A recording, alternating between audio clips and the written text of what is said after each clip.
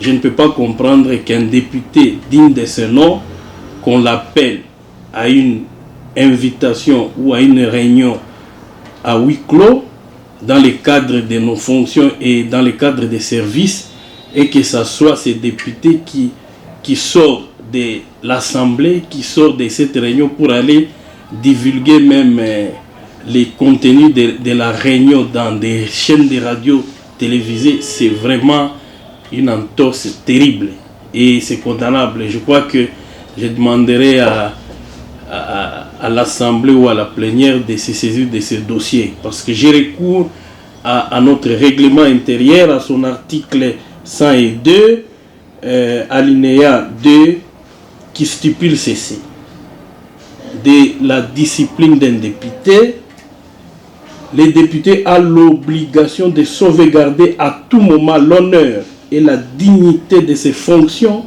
ainsi que l'image des marques de l'Assemblée provinciale. Il est tenu de respecter les lois de la République. Les députés se doivent respect mutuel, courtoisie et solidarité. À l'époque, nous avions renvoyé la documentation électronique et la documentation manuelle à l'exécutif provincial pour justifier les fonds qui nous ont été renvoyés ou alloués pendant ces 3 années. Alors, nous n'avons jamais disculpé quelqu'un ou parlé de quelqu'un d'un quelconque détournement.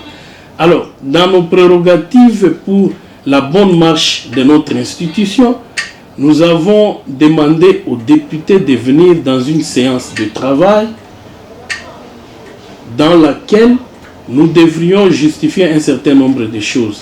Qu'en est-il pour l'année 2021 qui venait de s'achever? Nous sommes habitués à payer les députés qui tous sont bancarisés. Nous envoyons d'une manière électronique à travers les relevés bancaires de tout ce que les députés ont comme dû des émoluments à l'exécutif. Alors, au-delà de cela, quand vous voyez dans les finances publiques, nous voulons maintenant faire respecter Vadmekum des finances pour dire nous devons rester avec d'autres éléments manuels dans les états de paye où tout le monde doit apposer sa signature. C'est-à-dire, nous sommes en ordre. De janvier 2021 jusqu'à décembre, nous sommes en ordre sur le plan financier ou comptable parce que tous les députés sont payés à la banque.